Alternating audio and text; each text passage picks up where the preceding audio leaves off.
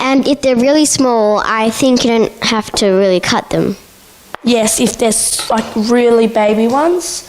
But I like to cut them in half so you get those berries everywhere. Now let's cut up a raspberry. Now this is a black raspberry, okay? Cut those into quarters. Make sure you try not to break them. This is a normal raspberry, as you can see there. Oh, just looking at them, I'm already hungry. Yes, you should be. As you can see, I'm stirring them. Now, Alison. Yes? Which berry out of those 4 that we just used tastes better in chocolate, with chocolate? Well, I haven't really tasted any of them. With chocolate? No. Okay. Now what you want to do is you just want to get a bowl, okay? Okay, now as you can see there, we've got nice red stuff. Okay, grease the pan with butter. So, I've got a joke to tell you. Yeah. It's a riddle. What is a fruit but has seeds on the outside? Strawberry? Correct. That's maybe funny. I'm not sure if it is. It's a riddle. Yeah, okay. So is this kind of healthy? Yes, because it's got berries in it. I'm not sure if oranges taste nice with chocolate. But you can if you want. You can use it. You could use mandarins, any fruit. Now, if you want to smooth the edges, just use your fingers, okay? Don't be afraid, okay? This is like a pet to you because if you are a vegetarian, please don't listen to this because you eat meat and you want to touch meat, don't you? Like I touch my stomach and that's muscle, so that is meat, okay? Now just flatten it out. So, for another chocolate idea, instead of using milk chocolate, can you use Nutella? You could use Nutella, okay? Now I'm just using the rest of the chocolate that I had left over from the other one? Yep, from the white chocolate one. Now let's take this to the fridge and it will be done in about 15 to 30 minutes. Okay, wash your hands, clean up, or you can make some more. See you after the break. Bye!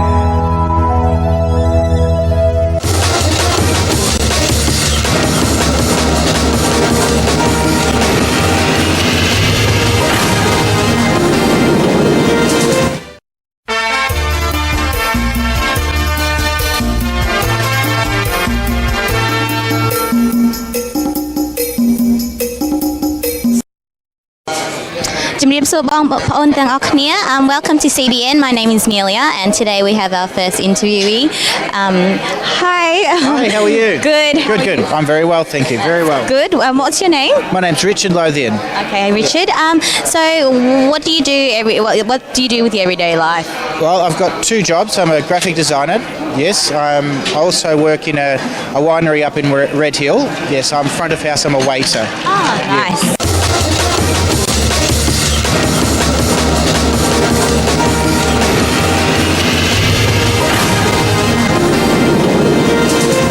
sounds good. So why did you come to today's event at the Khmer Buddhist Temple on Springvale Road today? Sure. Well, I'm here with my partner, Win Tep. She's around somewhere, and her family, who have been brought out here from Cambodia. So it was Lena and Titania, and Billy and Linda and Christine all came out here from Cambodia 3.5 years ago. They were brought out here by a gentleman called Perce Wiedemann, and their family all live in Khmer now. So yeah, we've come down here to celebrate this festival, which has been on. This is the third year I've been here now. Yeah, so I usually come here, enjoy the food, the company, the beautiful Cambodian people who are always ever so kind to me, and get to run around and have a good look at some kids running around and having a good time. Yeah. So yeah, it's a really lovely festival. Like as I said, this is the third time I've been here now. Okay. Yeah, and every time it's more friendly. I get to meet more people. This time I've met the crew from CBN. Yeah, so it's been really good, and yeah, so I'm really happy I came this year actually, and every other year as well. But yeah, this year has been really good. Oh, that's awesome. So, how do you feel like being within the Cambodian community? Well, for me, it's obviously it's a little bit different because it's a lot different to the community I'm in. Yeah, but within Australia, it's so much fun to see the Cambodian people and how tight they are as a community. I mean, when I saw Billy first come over here, the first friends he made were all from Cambodia. Same with Linda, and it's just such. It feels like it's like a real family, like the community as a whole. I've also learned the respect for the older generation and that part of Asian community, which is a little bit different to Western community. Like it's a bit different in terms of that society. Yeah. So it's been really fun. Like and just getting to know that particular part of the Cambodian community. Like, also the food, which has been a really big experience for me, because there's been some things I've looked at I didn't think I really want to try, or some of the dishes, but they've all turned out to be fantastic. I mean, it's a big thing about Cambodia is their food. Like when I went to Cambodia 2 years ago, I think the only thing I didn't eat was the spider.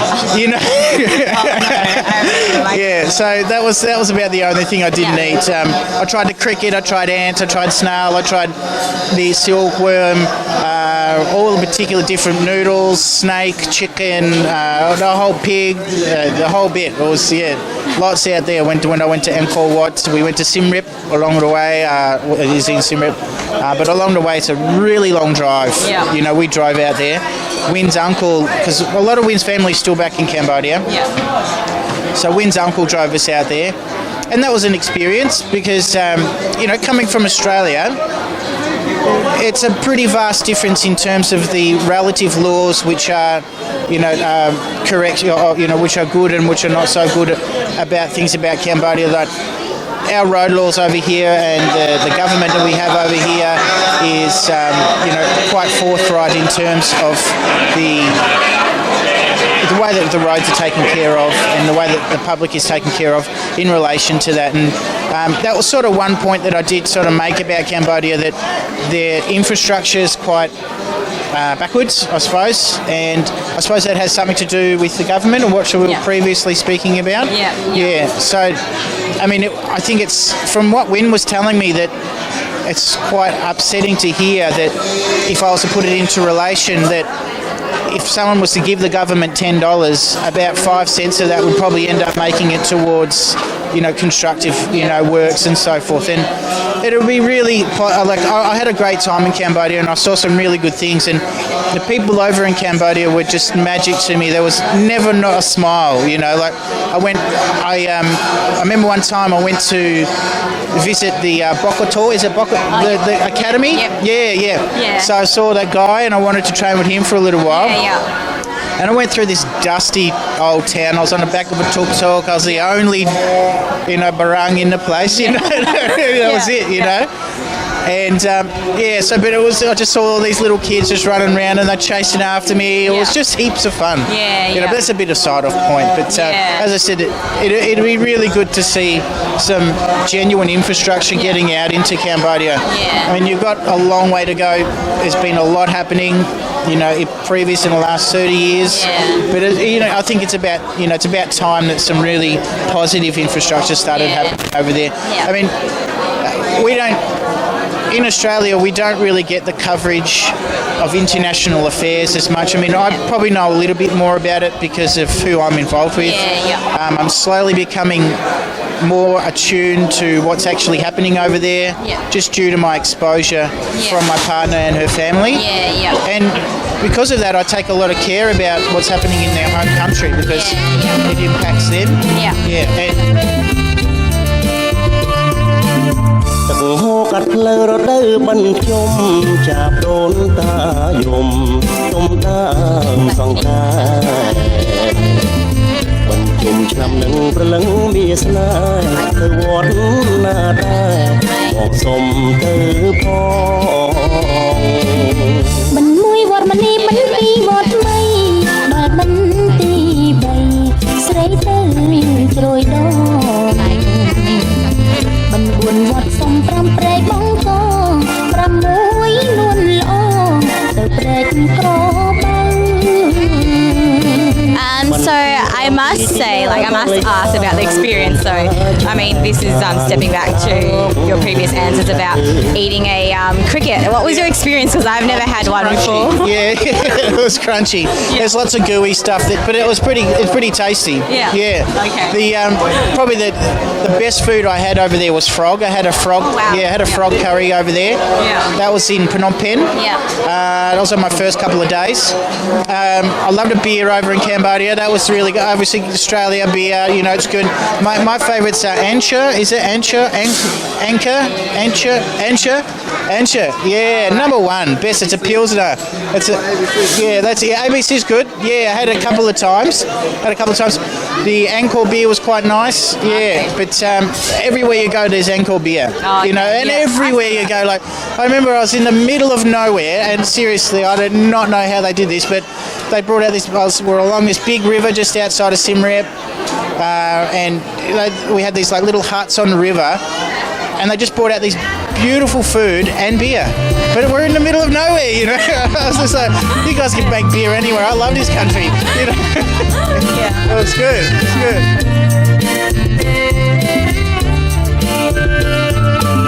ទឹកហូរកាត់ផ្លូវរដូវបញ្ជុំចាប់ដូនតាយំទុំដើមសង្ការបញ្ជុំឆ្នាំនឹងព្រលឹងវាស្នេហ៍ទៅវត្តណាដែរបងសុំទៅផងមិនមួយវត្តមនីមិនពីរវត្តថ្មីដល់បន្ទី3ស្រីទៅជ្រោយដង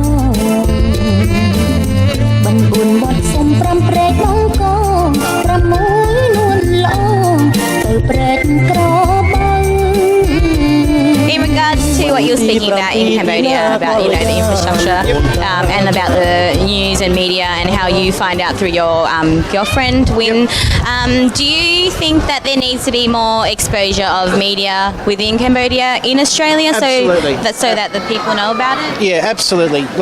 With organisations such as what you've got here, with the volunteer organisation of CBN, I think that's a really good starting point and grounding for that particular coverage to start happening. And I really encourage anyone that's in thinking about wanting to expose what's going on in Cambodia, not only the negative things or what they feel is politically correct, but also positive things which are happening with inside of Cambodia, events for Cambodians which are happening. But I think it's really important. There's just not enough coverage. It's just simply not enough coverage, and that just happens through just groundwork. People need to get involved. They need to understand who they can contact. Like I've met Cameron and yourself, and approachable people where you can feel comfortable and rely on them and trust that they are actually doing a good job. And it's straightforward, honest coverage. It's not biased or anything to that effect. It's just straightforward and good. So I really encourage for there to be more of it. So absolutely. Yeah, thanks. And do you have any final messages for our viewers today, Richard? Yes, I do. Come down and visit the pagoda today. Yes, what's today? Come on. Well, it's a bit late now, isn't it, by the time this gets aired? But yes, I absolutely do. I'd love to see more Cambodian things happening in Australia. You're great people. You are really all, and you've all taken care of me and Win especially. But yeah, get involved. Come down and see the people at CBN. Yes, they're lovely people, really lovely people. I imagine that they'll probably leave some information at the end of this for you to get in contact with them.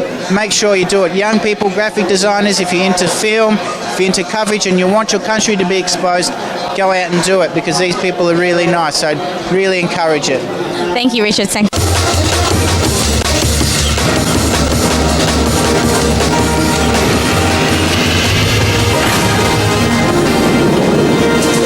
Hi, we're from Melbourne and you're watching Magical Fresh Ideas.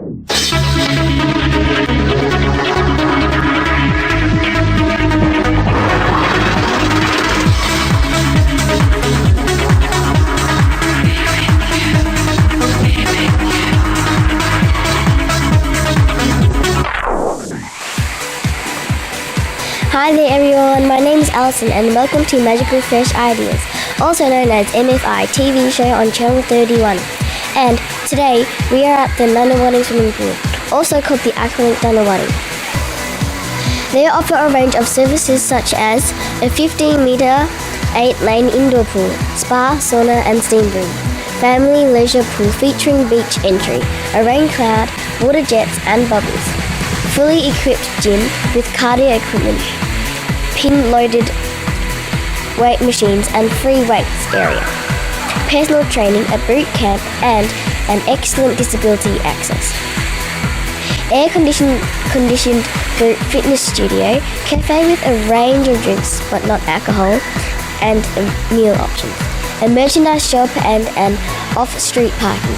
It's really fun being here today and we hope you can come and join us here today at the Aqualink Nunawading swimming pool.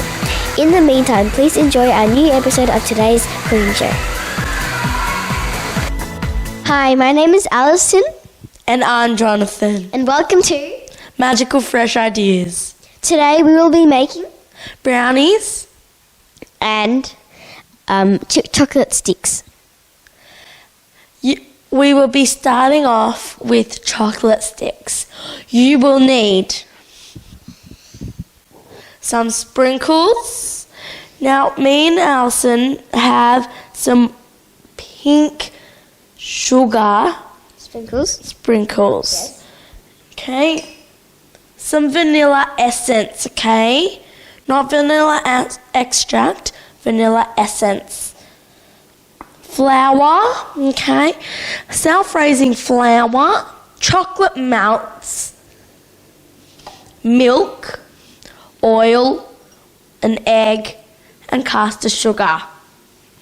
So, Jonathan, what type of oil will you be using today? You can use olive oil, but today we will be using sunflower oil.